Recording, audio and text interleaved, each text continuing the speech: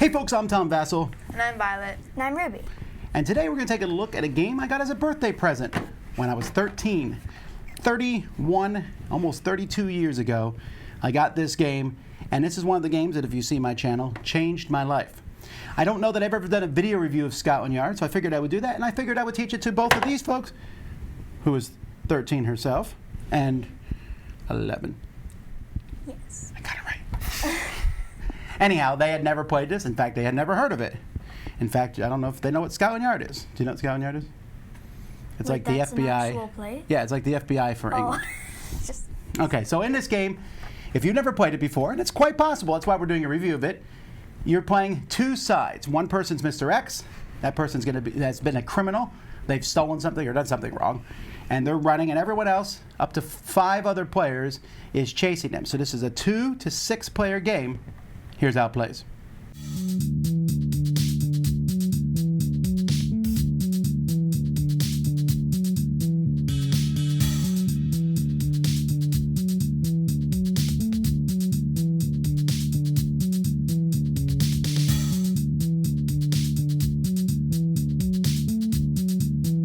The game uses a map of London, and each of the different stations here are numbered. You can also see what kind of station they are.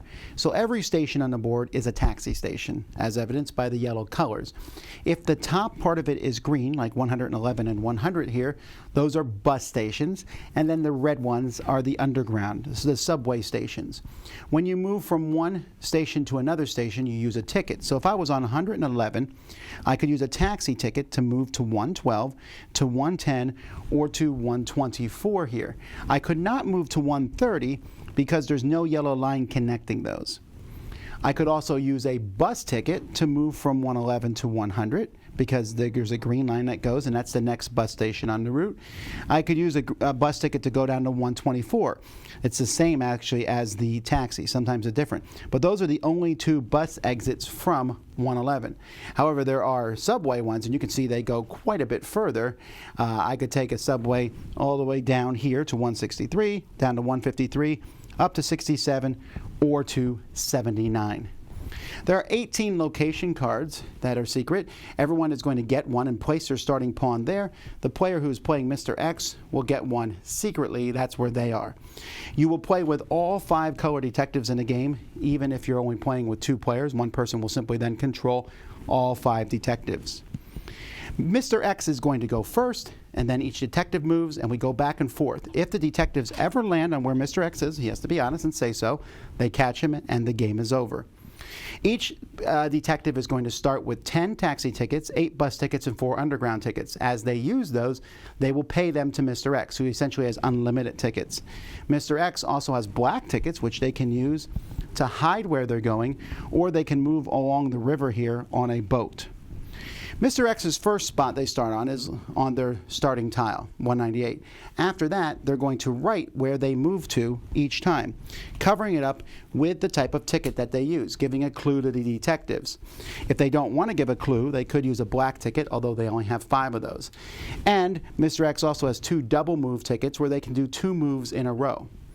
At the end of the turns here with the ovals, turn 3, turn 8, 13, 18, and the end of the game, Mr. X will reveal themselves and put themselves on the board so detectives know where they are at that point in time. And that's pretty much it. The detectives can lose by running out of tickets. That's rarer, or just by the game running out before they catch Mr. X. And if they catch Mr. X, then they win the game. That's it. Now, this is an old game. This is the version actually I had when I was a teenager. 30 years ago, I got this as a present, and it has, it's obviously too big for the game at this point in time. It could be put into a smaller one. But it's kind of funny because some of the things, like I'm not a big fan of these pawns that have these clear dots on them, but I couldn't think of a good replacement for them because you can see the number through them to some degree, so that's kind of handy. I was going to replace them with little people or something. The tickets are fine. This tray works well. You know what? And the map looks great. So other than the box, I don't have any problem with the game. I think the components are fine.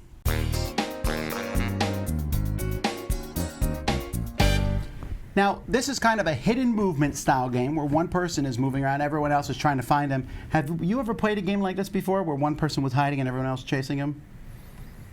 Because there's several out there, but I don't know if I played one with you all. I don't recall one right now, but I might have. Okay, well, what did you think about that? Where one person's hiding and other people are trying to catch him? I really like that type of game. Like you're trying to figure out where they are and how to get to them and make sure that they can't escape. Also, it's very difficult. What did you think? I really like this game, honestly. I like the kinds of games where you're trying to guess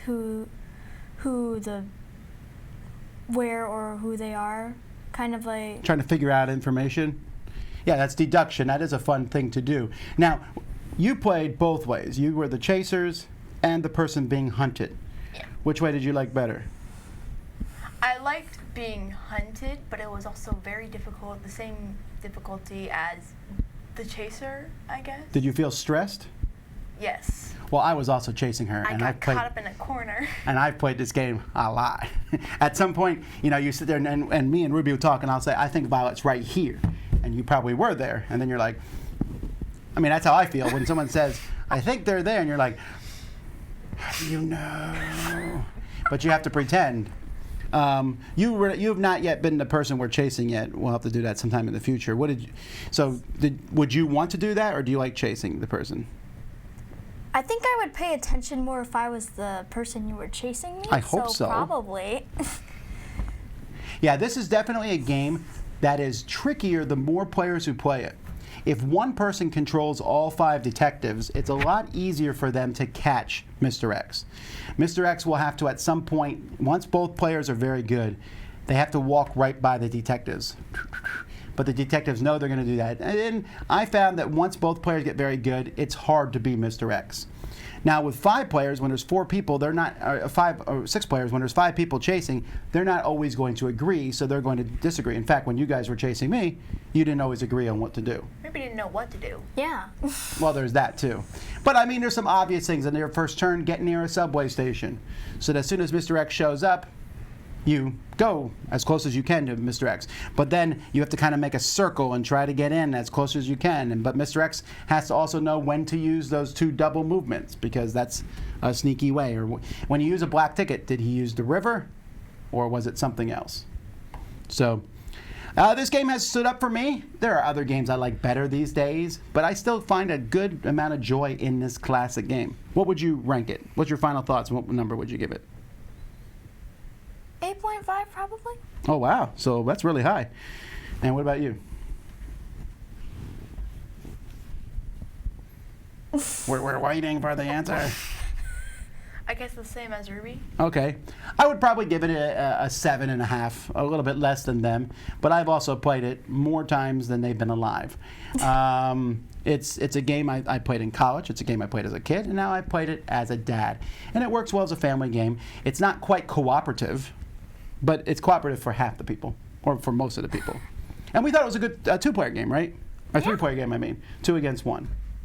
So, there you go. That's Scotland Yard. Until next time, I'm Tom Vasel. I'm Violet. And I'm Ruby. And you've been watching The Dice Tower.